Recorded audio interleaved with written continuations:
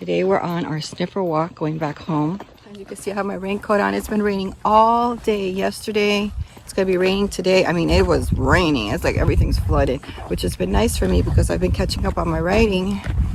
And that's what I wanted for this end of the year. At least get started with what I was really just going to plan, because I had a lot of issues this year with attacks from the enemy to keep me from what I'm supposed to be doing.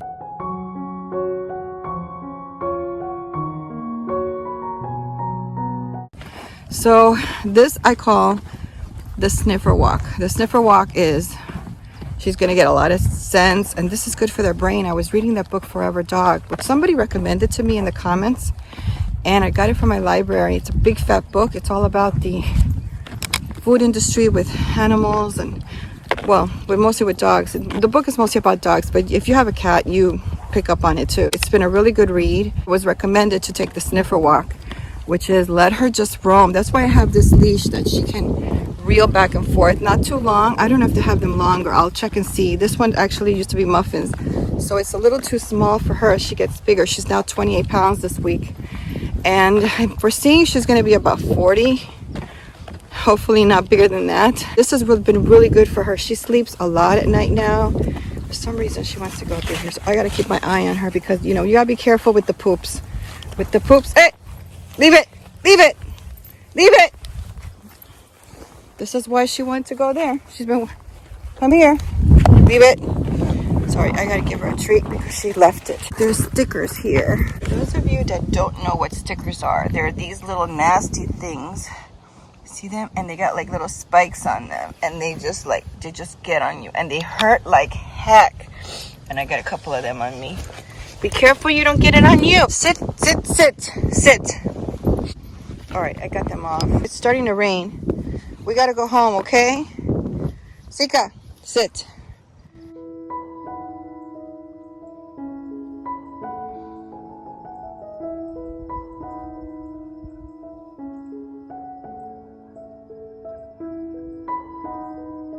Hey everybody, and happy holidays to everybody. I decided to do this storytelling video today because who doesn't like a story? I'm going to tell the story because it's an easy video that I can get out, and I can tell you what happened to this week to me.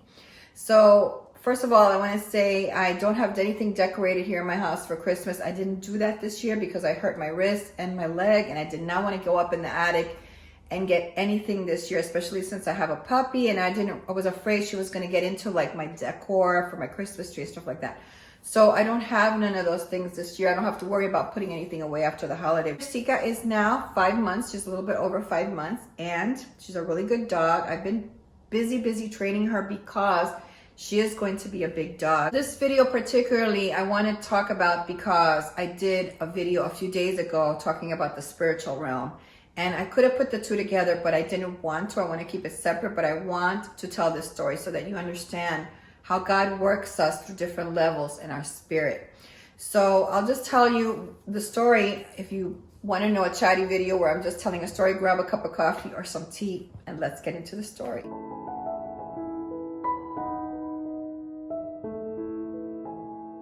So what happened is I have been training her because she's able to knock me down, and she's a little bit too playful sometimes and doesn't know any better. So when she was a puppy, she would follow me around the yard, and that was great. As she's gotten bigger, she's wanted to roam off.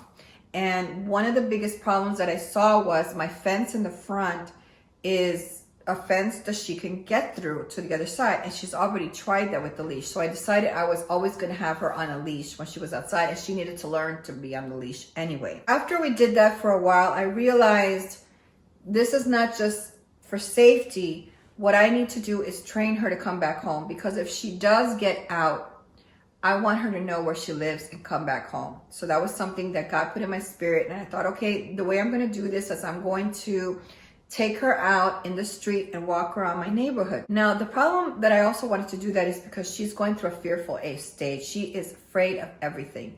And I need to get her a little bit more socialized out in the environment and not just concentrating on being here, especially because she's going to be a travel dog. So what I did every day in the morning, I would take her out. I would get dressed and I would take her out down to the end of my street. My street is a dead end, but there's a gate there for 10-acre homes, which they are starting to build now. And I hadn't been down there for quite a few years now. I used to go down there with Christian when he was here and he was on his bike. The gate would be open and we would ride our bike. There wasn't any homes back there. They were just selling the lots.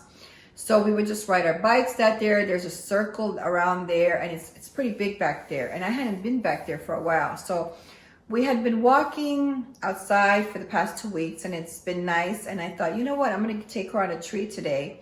This was a few days ago. And I said, I'm going to go over past the gate, and we're going to take a walk over there so I can see, because I see builders going there building, and I know there's houses back there. There's been a couple of new ones. One of the fences was broken, so we went through the fence, Sika and I, and we walked back there, and she was doing good. Despite the fact that she saw some construction workers way across the street, she wasn't scared, and I thought, this is great. This is what she needs. She needs to be socialized and realize it's okay. So finally, we walked a good ways, almost around the entire circle. We came to the first house that was built there. And I had been around there before when that house was built, but now they have a beautiful barn that they've built there, and they have now some horses that they have there, and they have 2 beautiful Clydesdale type of horses. Just the most stunning thing. I mean, I've seen them before, but this horse is, oh my gosh. So I was across the street. I was pretty far from there. The horse was way up in the back of the property, and I saw the horse walking toward the fence, and I thought, oh, this is a great opportunity. I'm going to take a picture of the horse.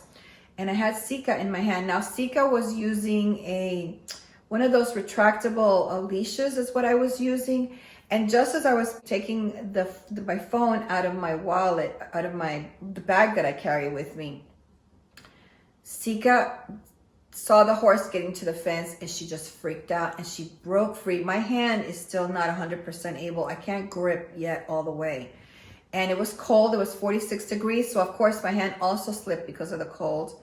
And my other hand was in a glove. That hand I had taken the glove off in order to get the phone.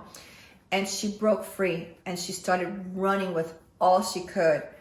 And I just went nuts, and I ran. I don't know how I ran with my leg the way it is, because as you know, I hurt my ankle this year and I have not done well. I mean, I've all these months, I still have problems with my ankle. This is why I don't run and I don't do a lot of things, because I'm still not completely stable on that ankle. This is why I don't go up in the attic also to get Christmas items, because I don't feel stable enough on that leg here by myself. And I ran probably like a 5-year. I mean, I didn't even think twice. It's just an instinct that you have to run to try to get your baby, because she to me is my baby. She's like my child. This is the way that I see my dog. She is like my child. And I just ran and I ran, and I saw her every once in a while. She was so far from me, and I was like, I couldn't even breathe. I was so out of breath, running and running and running. We're talking about, so the properties there are 10 acres, and there's probably around 5 acres between the houses. And we were 3, so probably about 15 acres. I had to run before I got to the gate where she was, but she would stop, and I would wonder why, I would call her and she wouldn't come. And I didn't understand why she would stop, and I thought she was waiting for me, and I would go, and then she continued to run and run and run. But then there was also some construction workers there. I think that they were calling her, and that's what freaked her out as well. And she continued on. So I remember I knew that I was not able to catch up with her. That I knew for sure. Sure, she can run faster than me. She's younger. She's a young puppy. She's got a lot of energy.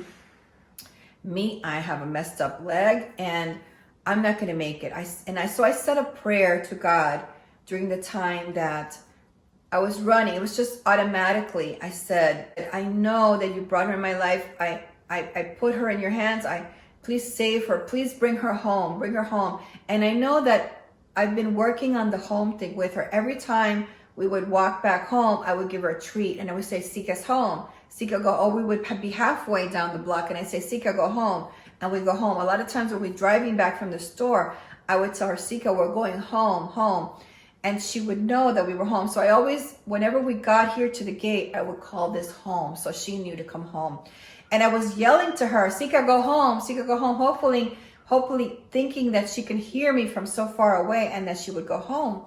And I didn't know if that was going to be possible or not. Of course, you see her here today. But that was an opportunity that Satan used to get into my head as I was praying to God. And he said, this is the dog that you're going to lose. This is the dog that you messed up on. You did this. All of these negative thoughts Satan was trying to put into my head and make it seem like, you know, I was a bad one, that I'm a failure at this, that, you know, I should have been more careful, and that I was going to see my dog dead, hit by a car. And then I finally yelled and Satan, I said, no, I said, this is not true. You are not going to put ideas in my head, because I know that God gave me this dog and wanted me to have this dog. And I know that God wanted me to teach this dog to go home and learn how to go home. And I had all the faith in the world. I was fighting in a spiritual realm. My spirit, I mean, I was running. Sometimes I'd stop and I'd walk really fast.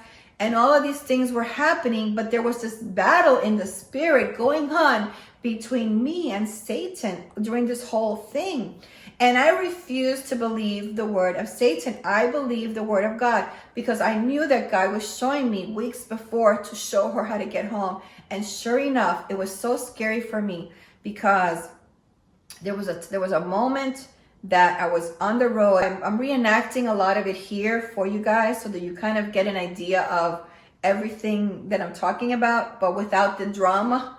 So getting to this curb was the hardest part, because now I couldn't see her anymore. I knew that she had passed the curb, and I could see my house, I could see the white fence, but I couldn't see my gate. And I didn't know if she was at the gate or not. And it wasn't until I passed that curb, once I got to the curb and I couldn't see her anymore, I just started running again, because I knew, I said, I have faith. I felt in my spirit. It's not even something that you even talk about. It's what the Bible calls when your heart knows that you are relying on that promise of God, because you know in your heart that God is a good God and he is going to protect your babies. And I knew in my heart that I was going to look at that gate after I passed the circle and my dog was going to be there. And sure enough, that was a big relief. When I saw her standing in front of the gate, the front gate, she was laying there. She was laying there on the floor. And she didn't come in. She could have fit through there. She could have gone, and she didn't go in. She was laying there, and I thought, okay, she's waiting for me. So I thought to myself, what do I do now? So once I passed my neighbor's house and I got to the area where the beginning of my fence is, over by my neighbors, I thought, let me go into the yard. So I went in through the slats. I got into the yard because my fear was that she might hear a car coming in the street and take off again. But me being inside the yard, and I'm calling her from within inside our property, she would go through the slats as well and come into the property.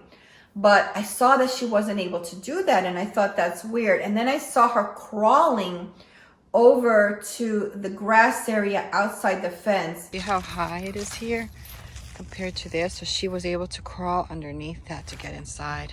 And as I got closer to her, I could see that she was coming in and crawling under the fence. And the reason that she had to crawl sideways away from the cement is because the fence there is higher and she could crawl underneath. So this is the area that she came under. When she was over there, she was waiting for me there, and she came under. See how wide it is down there? Because she couldn't jump. Her feet were wrapped. She couldn't get up because the retractable leash, when I got to her, I was so scared that she had broken her legs. The retractable leash, when it came off of me, it flipped around her back paws, and she was caught. Her both back paws were wrapped so tightly around this retractable lead that I knew that I was not going to be able to get it off of her. So I was just really calm with her.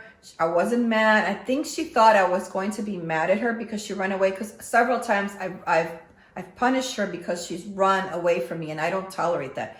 When she runs away, she doesn't come to me. I pick her up, I go get her, and I bring her in the house, I put her in the bathroom, and I tell her, you have to come. So I think she was scared to come because of that. But she stayed in place. She didn't come, but she stayed in place. But obviously the reason she didn't come was because she couldn't walk anymore. She was probably hopping all the way to the house is the way that I see it. That's the way that I made it. So I was just afraid when I saw her on the floor all wrapped up like that. I picked her up. I just knew I had to stop her from moving because she might have had her legs broken. Her two hind legs were all wrapped tightly. And I tried to pull the string off when I was there on the ground with her. I jumped to the ground right away to try to help her. And I couldn't get it off. So I went right into action right away. I mean, I just left everything there on the ground. I was inside my property already. And I just picked her up. She's 25, 26 pounds now. And I picked her up and she's struggling, trying to get out of this pain that she has with this thing. And I'm picking her up and I have a bad hand. My foot is, I ran and my ankle is still not good. So it wasn't, later was when I realized that I had pain and I had to take a break. But at that moment, you're just in your instinct takes over and you just want to take care of the problem. And I had to bring her in the house. I had to open the door with holding her with one hand and opening the door with the other because I couldn't put her down. I was afraid that she was going to try to walk. So finally, when I got in the house, I grabbed a scissor and I had to really cut and keep her on the sofa here. I put her here on the sofa and I just tried to hold her down so she wouldn't move her legs. I was able to cut the retractable leash off of her. I'll show it to you here, the retractable leash. There's a piece that I had to throw out. I was so scared that she had broken her legs or her legs. So all I did was let her sit there and then I just checked her legs. And I just thank God that I don't know how she made it all the way home hopping like that and that she didn't break a leg or twist an ankle or anything like that. She's been actually wonderful. So what I did was I did spread some arnica on her legs because that's just something in the spirit that God told me to do is just put some arnica because she probably had some bruising in her legs. She's a black dog, so I'm not going to see that because that retractable leash, also the hard part was probably banging on her as well. And she probably has some bruises on her. So I also put some arnica on, cream on her, just some gel on her to make it better. And then when I got home and she was on the couch, then I started to have problems because I was breathing in this cold air with such a desperation to get to her that I realized that I was probably on the verge of having bronchitis because of the way that I was breathing. And I've had bronchitis in the past, way in the past. So I did have some bromelain tablets that back in the old days, that was expired already, but I had them from when I used to have, from once I had bronchitis, I had those bromelain tablets. And something in my spirit, I thought, what am I going to do? I'm going to get bronchitis. And then it's just something in my spirit. It's like God communicated with me and reminded me of those tablets that I have there, even though they're expired. I took one anyway, and I thought, God, I know that you're trying to heal me. And I don't know if it's God, I don't know if it's an angel, I don't know what it is inside. It's just like this knowing, it's like something, it's like an idea that sparks in your head, and you know it doesn't come from you. You know it comes from higher up. You know that it comes from a spiritual realm. And that's why I wanted to do this video and tell this story, because that video I was going to film the same day. I was walking her to come back, to take my shower, to get dressed, to film the video. And that lesson, I learned it this week about the spiritual realm. And that's what I was like, God, you just showed me this. I mean, I knew about the spiritual realm, but I didn't experience it until what happened with Sika. And that's why I want to share it with you, because God has been bringing me through so many different levels about faith and believing, about seeing miracles, blessings, things that only He can do in my life. And this was another one of them, of how He prepared me in advance to show her how to get home, to believe and trust in Christ that He was going to get her home, and to zap away, with my mind having a conversation with Satan saying, I'm not going to believe you. I'm not going to believe that she's going to die. I'm not going to believe that a car is going to hit her, because that's not true. You're telling me a lie. And I had that conversation, and it wasn't a conversation in my head, and it wasn't a conversation from my mouth. It was a conversation that was coming from in my spirit, and I don't know how to explain it to you, but that's exactly what it was. It was a spiritual realm battle that was going on, and in the physical, I could see myself running. I could see, sorry, that's her bone, her bone that fell down. I could see her. I was in the physical, but the spiritual was what was moving me. So I am so grateful to this day that God is such a loving God. His promises never fail me. And she is here today because of all of the spiritual plans that God has, and knew that this was going to happen. And this is exactly how God is showing me that I have to continue. Many times Satan comes in my head and wants to control me with certain things. You know, you're never going to be good enough. You're this is no good, or you're not doing a good job. And I'm doing my best, and these are the kind of things that I have to allow my spirit to combat, because I believe that this is our arsenal, is the spiritual realm. And we have to learn to fight our battles in that realm. And this is something totally new to me. And I have dealt with many things. I have to be careful because I want to be able to share my experiences, and for them always to be as truthful as possible, because that's the part that God wants me to share. He wants me to share these stories. And many stories I don't share. I don't tell you everything, because some things are just private between him and me. But this particular story, because it was Christmas, I just wanted to share it to show you that during Christmas time and every time of the year, when you have Christ in your heart and you received him, and like I said in my video, you receive him with your heart and you're motivated to have him fight your battles for you, then that is a wonderful thing. And this is the reason that Sika is here today. So now I vow to make sure that in the future I was more careful, and I have a leather leash and some other things that I'm doing. No more retractables for right now.